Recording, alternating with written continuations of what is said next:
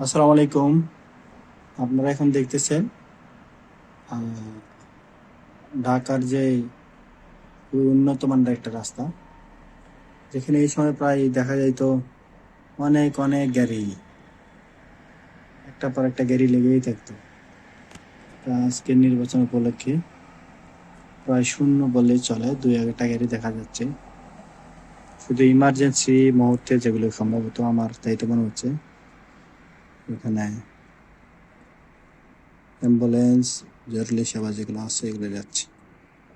আচ্ছা, দেখেন পুরো রাস্তাটাই ফাঁকা, যে ঢাকা নীরব হয়ে আছে।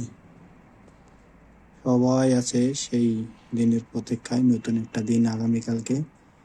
সে একটা দিনের জন্য সবাই অপেক্ষা করতেছে, কি হতে যাচ্ছে। সবাই আছে অনলাইনে, অনলাইন মিডিয়াতে আছে যুক্ত, টেলিভিশনের পর্দায় ওদের ব্যস্ততম সময় পার করতেছে। এই জন্য হয়তো বা রাস্তাটা ফাঁকা। আর অনেকেই ভোট দেওয়ার জন্য গ্রামাঞ্চলে চলে গিয়েছেন। এই জন্য হয়তো বা আবার 4 দিন অফিস ছুটি ছুটি থাকার কারণেই হয়তো একটু যানজট বা গাড়ির দেখায় কম মিলতেছে। এই হচ্ছে এলিভেটেড এক্সপ্রেসের বর্তমান অবস্থা। ধন্যবাদ।